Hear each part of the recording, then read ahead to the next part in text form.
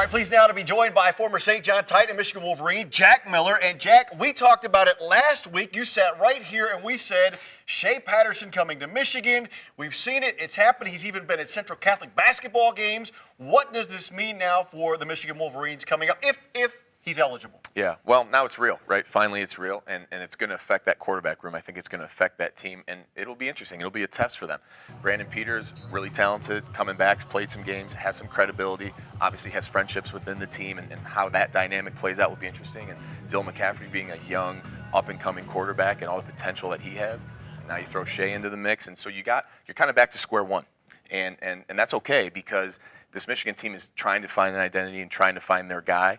So what you hope if you're a Michigan fan is that they bring in Shae and they find a way through camp, through the offseason to finally pick a guy, have one guy kind of separate from the herd and lead this team and take them to places that they want to go. You know much more than me. You can take me in. But my thought is if Shae is coming to Michigan, there's other big schools out there, other Power 5 schools that wanted him.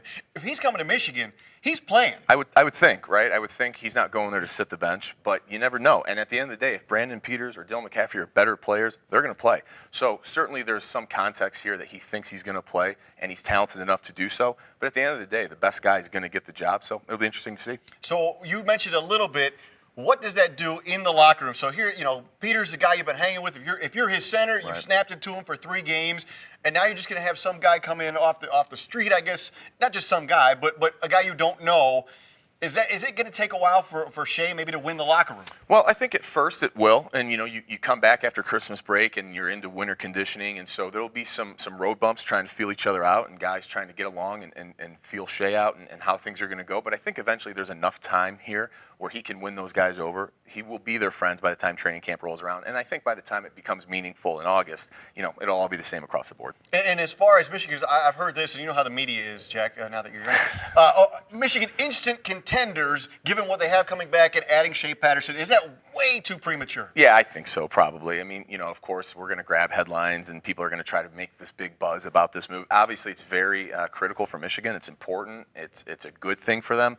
But to start saying they're immediate contenders and stuff like that's, I think, way overboard. And maybe they are. But to say that right now, there's no factual base to go on that. No. I have to know. All right, this is a little X and O thing. All right, so obviously you were a center. Shae's a quarterback. Is there a difference between, there's not a lot of guys going under center anymore. Is there a difference? Does it really matter who's behind you? Is it inflection? Is it, a snap count that might be different? What is it? Well, you get in a rhythm eventually. Yeah, you do. You understand the inflection. You understand the way the cadence goes depending on the guy. So there are some variability, but you practice with different guys and you get used to that because as we saw with Michigan's season this year, somebody goes down, the next guy's got to come in. Right. So there's some differences, and at the end of the day, the guy's either got it or he doesn't. And you find ways to work with each other and you get used to it.